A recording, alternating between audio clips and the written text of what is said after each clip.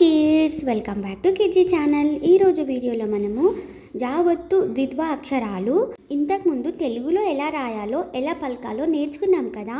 ఇప్పుడు ఇంగ్లీష్లో ఎలా రాయాలో నేర్చుకుందాం. ఓకేనా? ఇంకెందుకు ఆలస్యం, లెట్స్ స్టార్ట్ ద వీడియో. గజ్జెలు. గజ్జెలుని ఇంగ్లీష్లో గా అంటే జీ కాబట్టి GAJJELU గజ్జెలు అని రాయాలి. నెక్స్ట్ వన్ బుజ్జి. BUJJI బుజ్జి. రజ్జి. RAJJI రజ్జి. గజ్జెలు, బుజ్జి, రజ్జి. తెలుగు అండ్ ఇంగ్లీష్లో ఎలా రాయాలో అర్థమైంది కదా. ఓకే, నెక్స్ట్ వన్ ఏంటో చూద్దాం. ఓకేనా? బొజ్జ. BOJJA బొజ్జ. పిజ్జా. PIJJA pizza. బొజ్జ, పిజ్జా. తెలుగు ద్వారా ఇంగ్లీష్ నేర్చుకోవాలనుకుంటే మా ఛానల్ని సబ్స్క్రైబ్ చేసుకొని ఒక లైక్ కూడా చేయండి. ఓకేనా? నెక్స్ట్ వన్ ఏంటో చూసేద్దాం. గుజ్జు.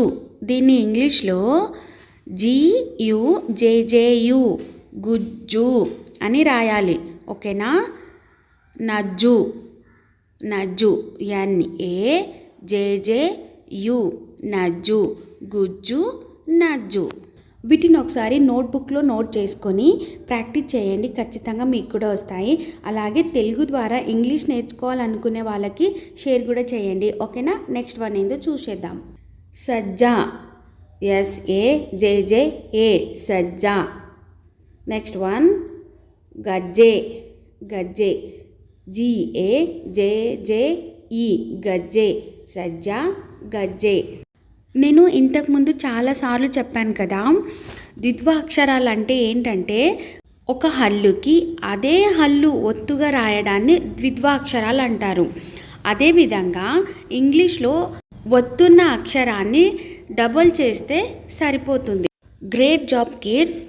ఇలాగే ప్రాక్టీస్ చేస్తూ ఉండండి. ద్విత్వాక్షరాలన్నీ త్వరలో మీరు కూడా నేర్చుకుంటారు. నెక్స్ట్ వీడియోలో ఇంకిన్ని ద్విత్వాక్షరాలు ఇంగ్లీష్ అండ్ తెలుగులో ఎలా రాయాలో నేర్చుకుందాం. Bye bye. See you in next video.